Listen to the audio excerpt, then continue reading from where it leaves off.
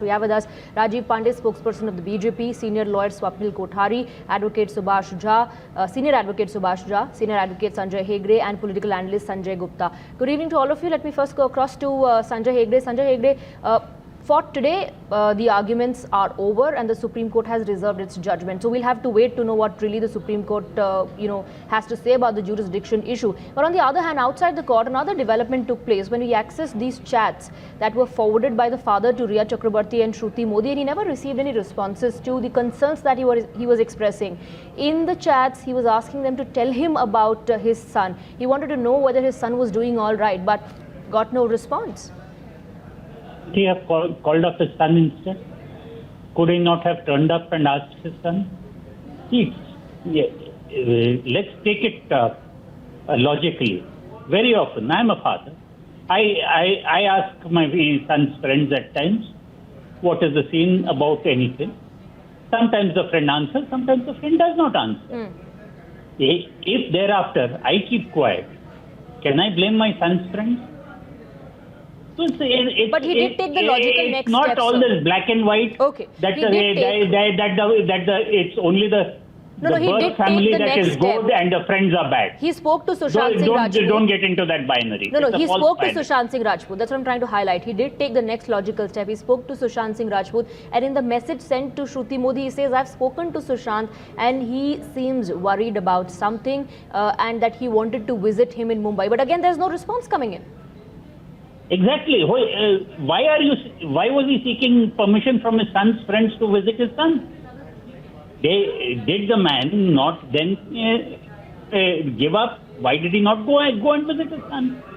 It's just that you cannot draw any inferences from a set of a person's conduct. No, we're just putting out these facts from both sides. There are messages coming from Rhea camp as well. But in this message, the father are no camps out here. is informing Shruti Modi that book my flight ahead tickets. Of the fact. No, the father is saying, book my flight tickets. I want to visit my son in Mumbai. He is not seeking a permission from the business manager. He is not his business manager. She is Sushant's business manager. She is responsible to Sushant. And why can't he ask the business manager of his son to book a flight ticket for him? Okay, let me also go across to Rajiv Pandey. Rajiv Pandey, the son is a major, isn't he? Okay, Mr. Rajiv Pandey, Sanjay Hegde says the father could have directly spoken to Sushant Singh Rajput. The family alleges that Sushant Singh Rajput was not being allowed to stay in touch with the family, that he was being blocked, that he was being manipulated. Those are the charges of the family members. You know, what Sanjay Hegde ji is saying, that may be true, but the situation is, the allegation against all these people from the father of Sushant Singh Rajput is that they had captured him. They were not allowing him to function the way he wishes to function. And that's why these allegations are against these people. We do not know what is truth. Truth will come out after investigation. And today, both parties are saying that they don't have faith in Rhea Chakrabarti, and other accused are saying they don't have faith in Bihar police. The people who have lost a family member do not have faith in Mumbai police. So the matter is before Honorable Apex Court, and CBI is having FIR in the head. So what is the problem if CBI has investigated so many cases? But the way Sushant Hegde Sahab is saying, the senior lawyer is my senior in Supreme Court, but the way he is saying that he would have booked the ticket. He is asking business manager of his son that you book my ticket. You know what, interestingly, no response coming from Rhea when he said that, please share with me the information that you have regarding the treatment that my son is undertaking or the medicines that he's taking. That's what I'm saying. It is not the normal situation. Okay. If normal situation would have been, he would have called his son that tell her to book a ticket for me. Okay. Or you book my ticket. Not a normal situation, Subhash Jha. So your comments, because Rajiv Pandey says what the family says is absolutely right, that he was held captive, that he was being manipulated, he was blocked from speaking to his family members. Very sorry that I don't agree at all with what Sanjay Hegde is saying. He may be a senior lawyer, but he is certainly not senior to me in so far as the criminal law is concerned. This is not how criminal law is set into motion. The requirement in law to set a criminal law into motion is not even credible information, it is only information. disclosing commission of an offence. FIR has been registered. We are not pleased. Mr. Sanjay Hegde will address to himself as to what is the law. Here, the father is not being investigated. He is not being subjected to cross-examination at this stage. Now, let us have some sympathy for the father who has lost his only son.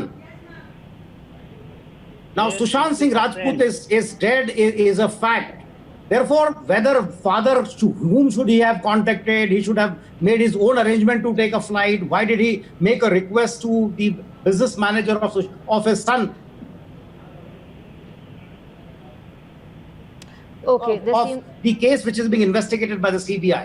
The father lodges a first information report, Right. which discloses commission of an offence, and that sets the criminal law into motion. That's the law. And FIR can be lodged anywhere in the country. No police can ever refuse to register a first information report on the ground of whether a particular police station has a jurisdiction or otherwise. This is what the Supreme Court has said way back in 1999, 21 years before, in Satvinder Singh Kaur's case, which fell for consideration in 2010. Those messages or the information shared on WhatsApp to the then DCP should also have been considered as a complaint coming in from the family, and at least there should have been some follow-up action.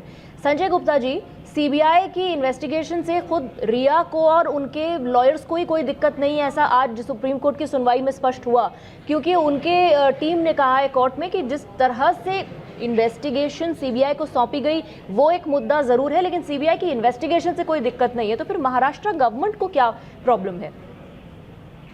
तो महाराष्ट्र की सरकार भी चुनी हुई सरकार है और संविधान में उनको ये अधिकार दिया गया है कि अगर कोई भी केस स्टेट गवर्नमेंट अगर चाहेगी तो अगर उसको करने में अगर मान लो काबिल ना हो या उसके पास साधन ना हो तब उसको भेजा जाता है सीबीआई की इंक्वायरी के लिए। लेकिन जब एक कैपेबिलिटी है महाराष्ट्र सरकार की, बम्बई पुलिस कह रही है कि हम इसको कर लेंगे, तो संविधान में है कि जब तक स्टेट गवर्नमेंट नहीं चाहेगी। काउंटर क्वेश्चन ये पूछ रहे हैं अदालत में, काउंटर क्वेश्चन ये पूछ रहे हैं कि पिछले 55-60 दिनों से आप इन्वेस्टिगेशन कर रहे हैं, आपने तमाम लोगों को एग्जामिन कर लिया, आप उनके स्टेटमेंट्स रिकॉर्ड कर रहे हैं, आप इन्वेस्टिगेशन कब तक इसी तरह से चलाएंगे बिना किसी एफआईआर के? देखिए, बहुत बार इस बात को कहा गया कि एफआईआर दर्ज दी गई। देखिए, एडीआर एक्सीडेंटल डेथ रिपोर्ट तभी लिखी जाती है जब सस्पिशियस हो कि मौत है या आत्महत्या है। जब एडीआर दाखिल की गई, बार बार इस बात को बोला जाता है, बड़ा अजीब सी बात है कि मतलब मुंबई के पुलिस कमिश्नर खुद सामने आकर के इस बात को कह रहे हैं कि हमने एडीआर दाखिल किया है, वो एफआईआर के समान ही होती है।